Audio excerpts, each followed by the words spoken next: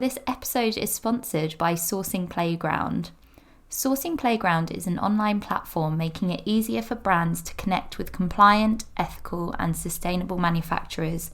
Think Match.com but for retail. You can post your project for free and let the suppliers come to you. On the platform, you can easily compare quotes and factory profiles to choose the right supplier for your brand. Sourcing Playground are offering a free upgrade to the Fashion Feed listeners, which means your project will only be viewed by the factories and hidden from public view. Go to www.sourcingplayground.com to check it out and mention the Fashion Feed in the chat box. Hi, and welcome back to the Fashion Feed podcast. My name is Elizabeth and I'm your host.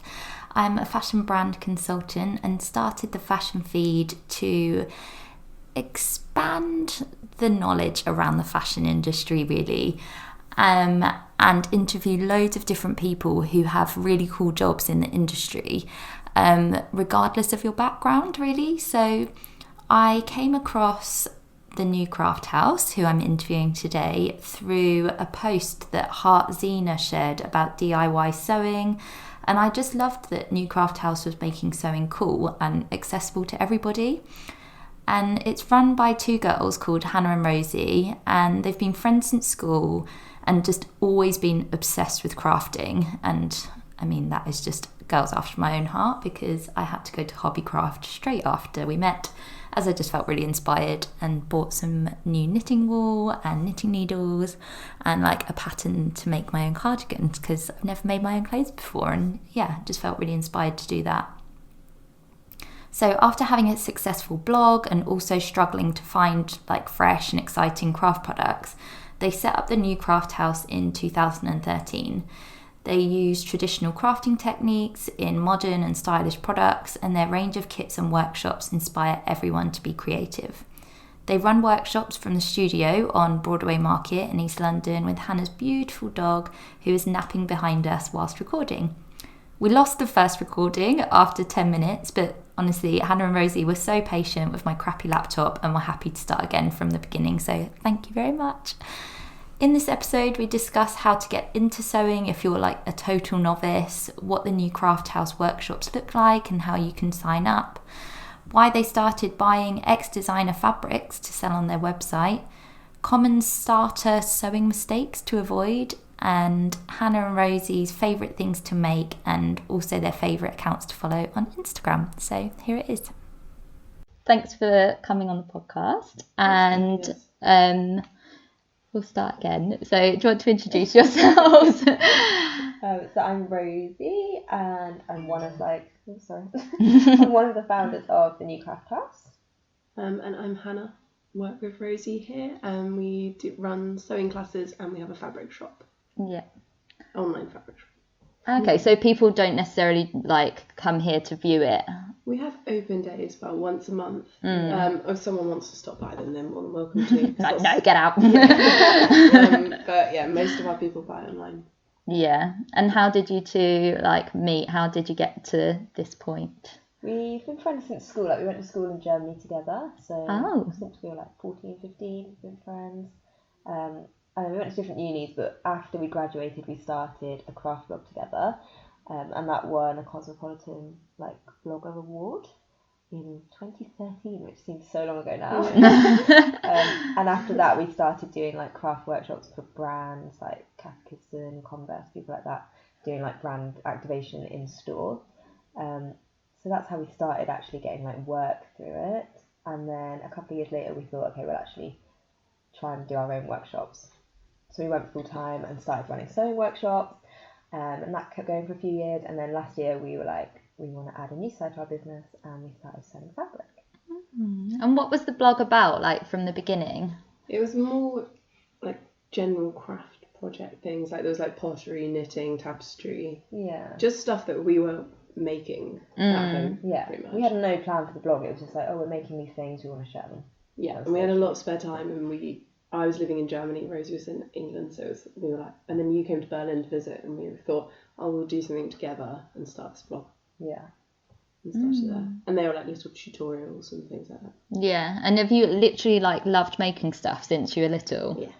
Yeah. Yeah. Like any kind of making, I think that's what we're probably most interested in, is like making stuff with our hands and seeing through like every step of the process of making an item. I definitely liked making stuff. I do feel like I've lost it as I've got older, and you've got to make time for it. It does take time. Yeah, I mean, it takes so much more time than buying something. Yeah. But once you start it again, I think you get the bug for it. I know. Even watching all your videos and stuff, I was like, I want to make something again. You have like a new respect for the finished product when you've made something, no matter what it is. Like Rosie's knitted this jumper, and then you've seen it's taken you like, I don't know, months, hours and hours. Then you're gonna keep that jumper forever.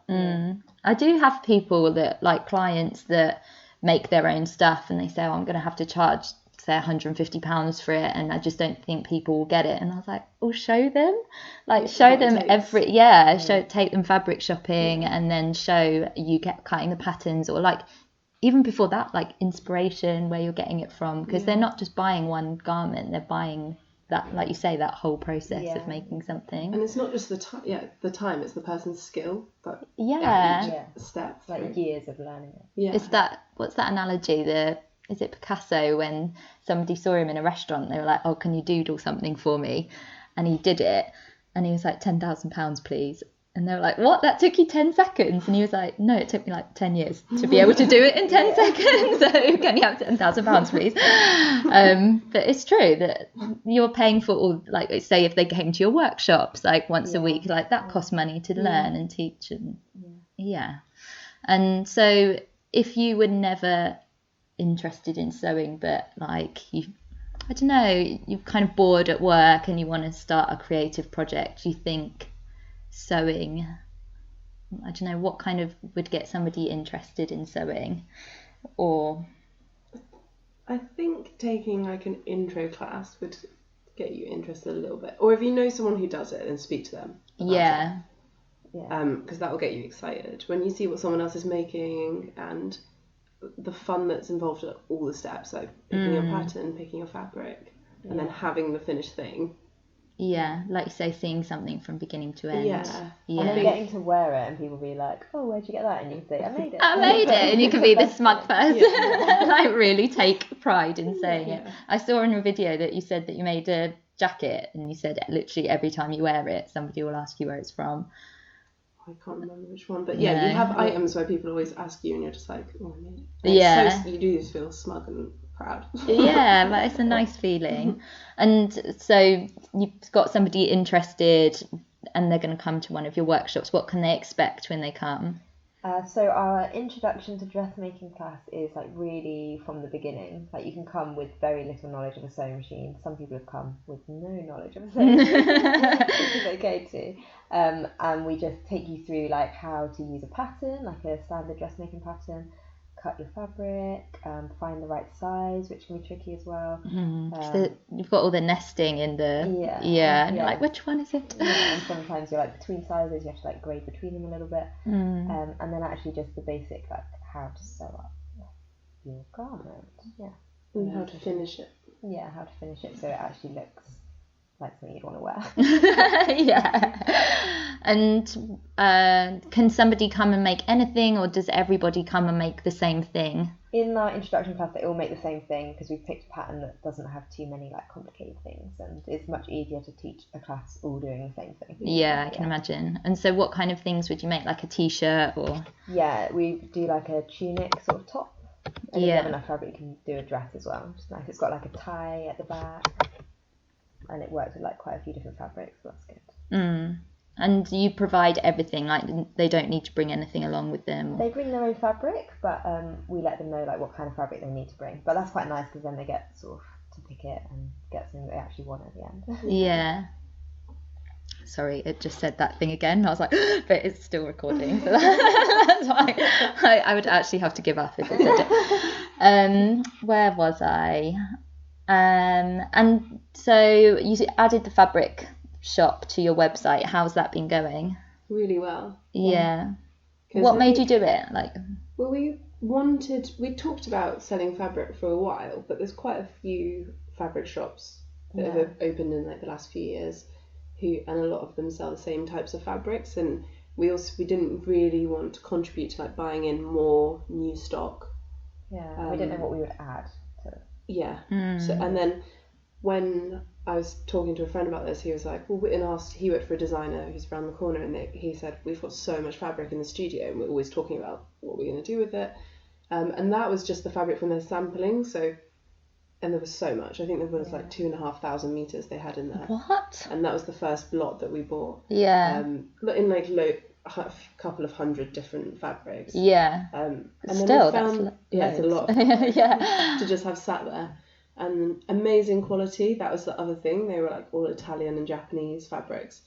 And everyone we've spoken to has had the same problem. So we were like, this is perfect.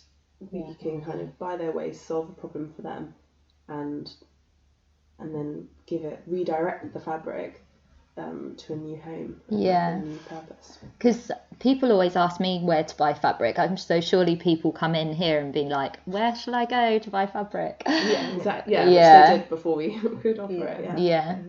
And what, like, obviously you guys have got all the designer stuff as well, but if you're just starting out and you want to just buy anything just to kind of have a fiddle with. I mean, you would want to pick something that's easy to sew with. Yeah. Most, so I'd go for like just a cotton. Yeah. But we've got like everything here. It is all really amazing quality, but it's not priced as expensive as it normally would be. Yeah. Okay, yeah, that's good to know. Short run, end of line. Yeah. So starting with woven stuff would probably be easier. Yeah. Not too like lightweight. Or slippery. Yeah. I think sometimes. Or too thick. I remember starting uni and I was like, I'm going to make this satin dress. And obviously you've got to put right side to right side, and they were like all over the place. And I finished this whole dress and it had all these panels through the stomach. And I put it through the overlocker to do the back, and the whole thing got sucked into the overlocker and just like cut a massive hole through the middle of it. And I remember my friend just being like, don't cry. Just don't cry. I know, it was awful, but yeah, not that it's traumatised me or anything. Like starting out sewing, you pick fabrics that are not appropriate, and then it does set you back a bit. Like we both did that. I remember when we first started sewing, we'd go out and buy this fabric that we thought felt really nice, and then we'd get home, it'd be so hard to sew, and it just deters you from doing it more because it's really annoying to work with, difficult to finish. And you can't figure out where you're going wrong. Yeah, you can't. And it is, and I think the actual thing is that it's just hard to work with. And you're not skilled enough to do that yet. So that's why I'd get advice on what fabrics to start off with. Just so that you don't get disheartened and quit. Yeah, because that's the whole point of doing the workshops, I guess, is to get more people involved in sewing and like share your passion. I imagine when people do come here, like they probably buzz off of you, like being excited about it as well, rather than just being in your bedroom on your own. Like, yeah, you need friends who sew. Like, talking about sewing is nearly as nice as sewing. And you were saying that you listened to that podcast. Is it Love to Sew? Yeah. And what kind of things do they talk about on there? Is that like tips and advice and stuff? They have some episodes like that, but the ones I like the best are when they have different guests on who talk about like their sewing journey, and most of them own businesses with like a specific angle to their episode. But they're quite good. And just as it cut off, you were saying about people to follow on Instagram, like who your favourite inspo accounts are. So who are they? So our friend Elise Lex, who also owns By Hand London, which is like an indie pattern company. Her Instagram's amazing. And who are the friends? Heather Lou, who owns Closet Case Patterns, makes some really nice stuff, and their patterns are really amazing. Yeah. Who else do I follow? So many. Go through. I would like look. We should give you some to put in. Okay. Yeah. Because there's so many that we can curate. Because we have ones. I have accounts that are like people who have my vibe of like the same style. Yeah. They're the people that I would like to follow. But I think if you're starting out, you should follow some of the pattern companies that have patterns that are appropriate for beginners. So like Tilly and the Buttons. Her patterns are really good because the instructions are so good. Yeah. So if you're starting out, I'd recommend them. And the Fold Line, they've got like a pattern. Oh yeah, Fold Line for sure. I saw a website launched recently called The Seam London. Have you seen them? Oh yeah, where they match up with tailors and seamstresses. Yeah, I think that's quite nice as well, because obviously I work with a lot of independent brands, and they're like, I don't know how to move from doing everything myself in my bedroom to like working with a factory. And I think working with a seamstress is quite a nice like middle ground, rather than just like jumping from your bedroom into a factory, because it's really scary.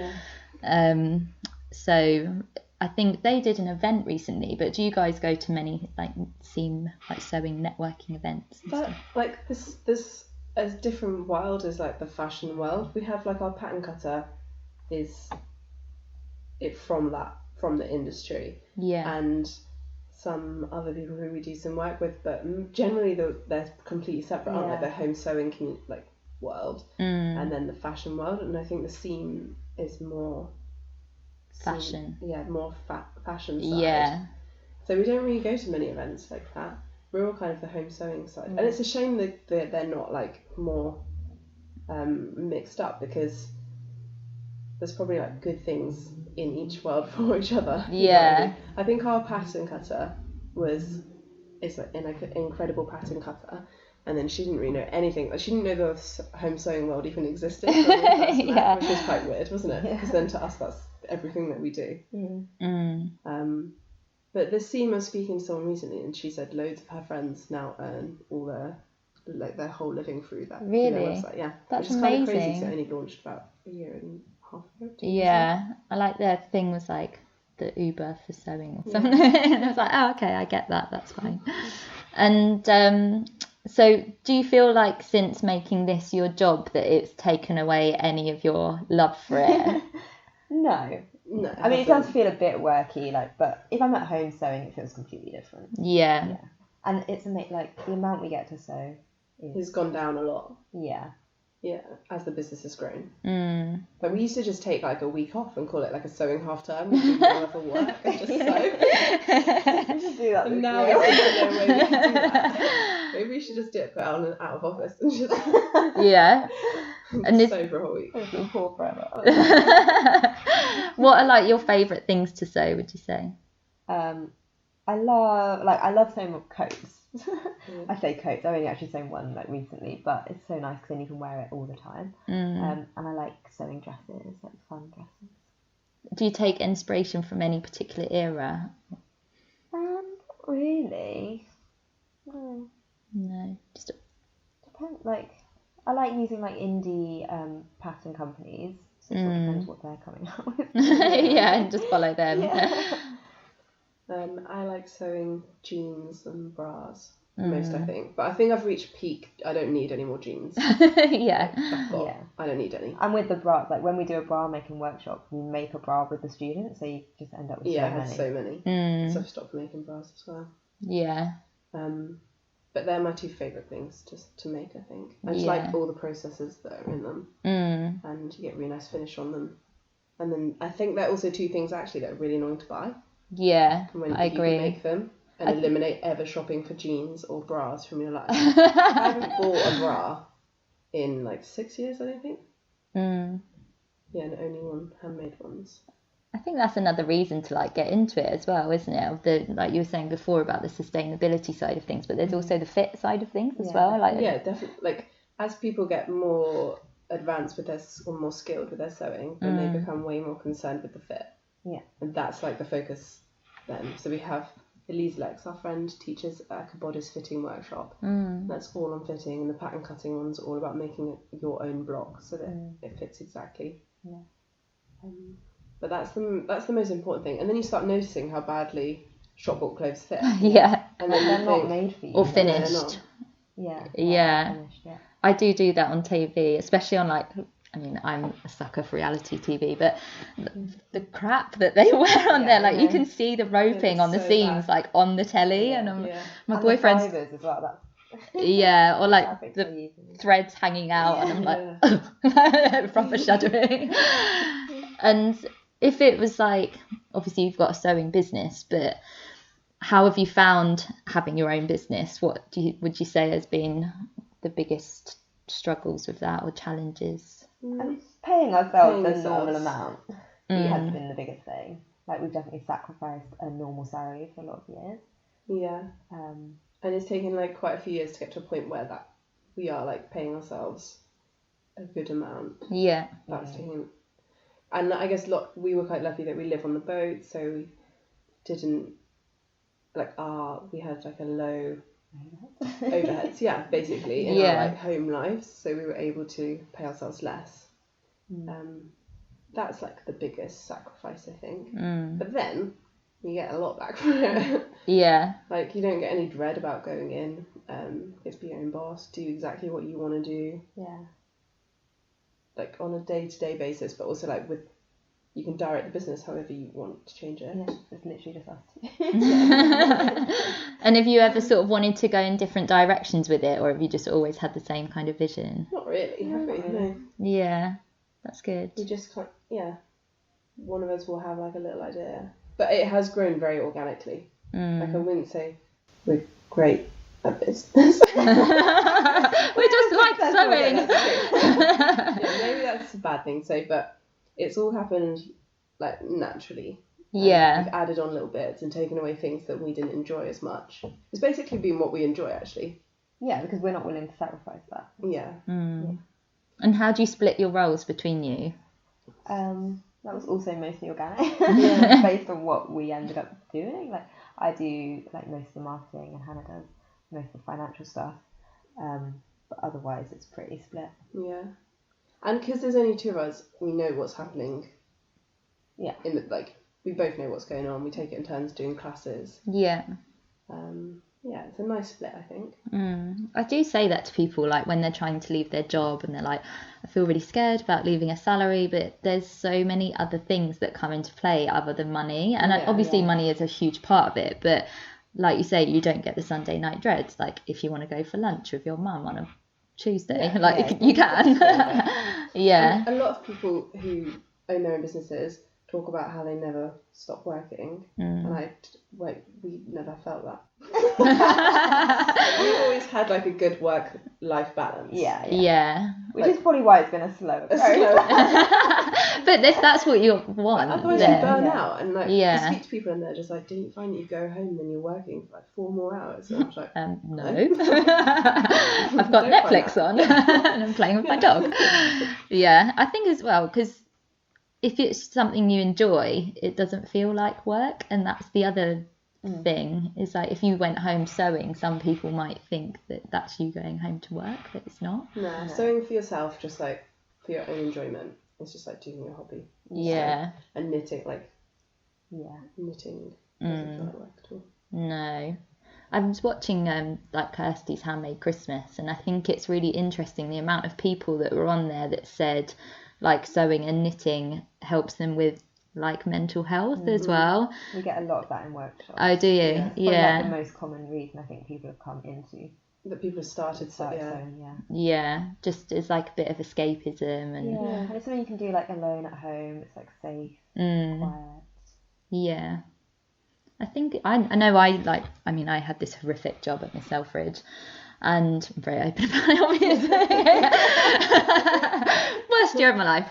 And like the two things that I think got me through were swimming and knitting.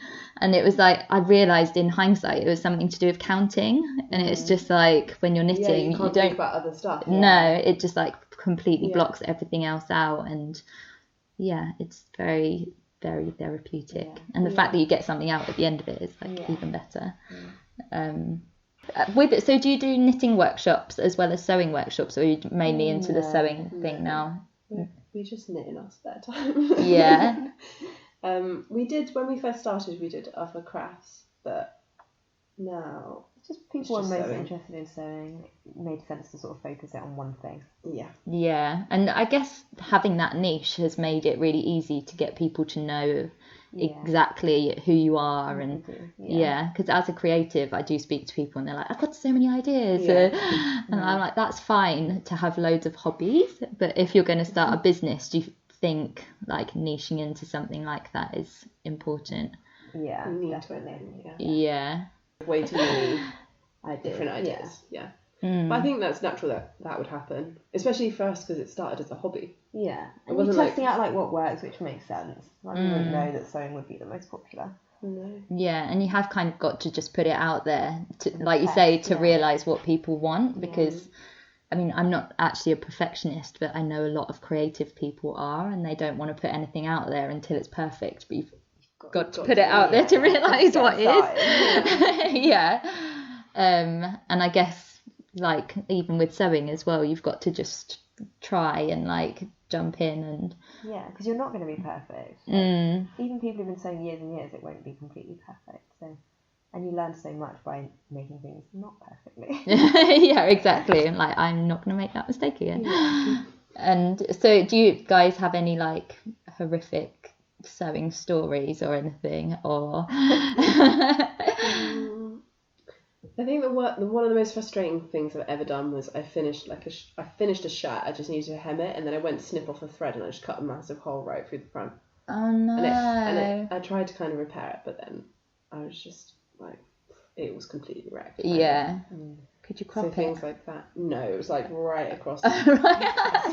Like Mean Girls style, like the two circles. Yeah. But that was just me being like haphazard at the end with snips. Yeah, overconfident. And then you make so many like stuff that doesn't go to plan. Yeah. Over the last 10 years, imagine how many things you just don't. You're just like. But you do learn. That's how you learn. Yeah, it is. Yeah. And it'll be from like doing the wrong fabric with the wrong pattern, and it's just not. Like you always say, my problem is that in my head, when I start a project, I think it's going to be like the best thing in the world, and then as soon as it starts to not go that way, I'm like, start thinking it's the worst thing. Just somewhere in the middle, just an alright thing. Yeah. What about you, Rosie? What's your worst? I mean, I can't think of anything really horrific that's happened. I did I blocked a jumper and it just completely ruined it. What one? The orange one. Oh, yeah. Yeah, because I think the fibre was like all wrong. You just get over it and move on to the next thing. And you were saying before as well, like the mistakes that people make. What kind of things are common things that you see in people? People who right at the beginning don't know to pre-wash their fabric. Yeah, I did that. Oh, I didn't know that. Yeah, because they shrink. Yeah. Especially like some fibres shrink a lot, so you can lose like 10%. Yeah. After you've washed it, and then it just won't fit at all. And just picking like the wrong fabrics for different patterns. Not finishing things. Yeah, like the finishing, like neckline finishings are quite tricky to get them to look right. And finishing on the seams inside. When I first started, actually, I used to use really heavy interfacing on like lightweight fabrics, and that just made it look stupid. And so we're from here, like, well, actually, I was going to ask. I asked like, what's the worst day and all the mistakes? Like, what's the best things that have happened like since you started this? Is there any things that have been like, oh, I can't believe that happened, or I can't believe I met this person, or? I think just that we were talking about how. Oh, I found a list actually the other day in an old book that was like our main goals. Yeah. And one of them was like to have a really nice studio. And then we would want a studio, like if we could pick anywhere to have a studio, it'd be here. Yeah. So it feels like quite proud that. So I think that's like one of the best things is that we've like grown the business to be able to afford to be here and have a studio and have like sold out workshops and. Yeah, and the community that we're part of, like I'm proud that because we do parties. Yeah. Like every 6 months, although we might do a bit more frequently now, and we have like 80 sewists come, and we do like a best handmade outfit award. Everyone like wears the handmade outfit. Wow. And I'm like really proud of them. Yeah. People like want to come, and that we're like part of that community. Yeah, tell me a bit more about them. Like, how are they like fancy? Where do you hold them? Some people dress up really fancy, don't they? Yeah, we always have like a theme. So the Christmas theme was studio. 54. That one. 34. Like 70s disco. We put like sequins up all around, and we do like a catwalk, like a really informal one. Everyone like cheers everybody. Yeah. Do a little twirl. And you say what pattern you're wearing. What fabric. It's really nice, yeah. Yeah, and then like we have judges, and the winner wins a sewing machine. It's like the least intimidating part. Like loads of people come on their own, which is really nice. You don't know people who sew. and it's like all women. Amazing. One guy came once, actually, one man. Yeah, men are welcome, but it's a really nice like female environment. Yeah, because I guess it is quite like a solo activity, isn't it, sewing? And going back to the thing we were saying before, that it's something that you can do on your own, but then it's also nice to share in it as well, and like meet other people. By it when you talk about it with other people. Yeah. And inspired, yeah. So you're going to do more parties going forward. Yeah. What else are you thinking about, like to kind of not even necessarily grow it, but just things that you want to do from here? What else? We're going to keep getting more fabric, so we probably will outgrow this space in the next year or so. Yeah, so maybe like get a warehouse type space with fabric. That'd be cool. We're thinking of more like an event that would be away from the studio. Like a retreat. Ooh. I think we'll do something like that in the next year. Yeah. And would you do it like in the UK? Yeah. Like a little cottage vibe. Yeah. Yeah. Or like youth hostel. A boozy youth hostel. Cottage on a budget. Yeah. And so what would you do? Like, how are you thinking about the retreat? Is it like to make stuff, or is it just to get people who like the same things all together? So with classes, so there'd be like set classes that you'd have choice from each day that you were there. And then like events in the evening. And because I think a lot of people come, we have social sewing weekends here, and where everyone comes and just works on their own projects, but you're all together. And a lot of people come just because they have young kids, or they don't get time to sew at home. So I think the retreat would kind of be a similar thing. So you can like have a holiday, a break, and hang out with other people who are interested in the same thing as you. Yeah, and make something. Make stuff, learn new skills. Be a little boozy. Like the stitching will be a bit wavy, but it's fine. Well, thank you so much. I think that's everything I've got questions for. But yeah, if there's like a top tip for each of you for like budding sewers out there, what would it be? Definitely go to a class. You don't need to buy a machine beforehand, so why not just go to a class? It's only like under £100, and you can spend a day finding out if you want to do it. Yeah, before you buy a machine. Yeah. Or ask to borrow a machine. Like loads of people probably have machines. I mean, I've definitely got one in my garage. Like, to borrow one, and then find someone who sews, either on Instagram, and ask them for advice of something simple to start out with, and then have a go and see. But you just kind of need to start doing it. Once you get the bug, you'll just be sewing like 4 hours every night. Oh, thank you so much. Thanks for having me. Okay, so if any of you listened to the previous episode of the Fashion Feed podcast, I promised you that I was going to read out somebody's review that they left, and George_GGREDD_ left me a lovely 5-star review saying, since leaving the corporate fashion world for a freelance life, I have discovered Elizabeth Styles and her podcast. Listening to it in the car reminds me of the chats I would have at work with friends.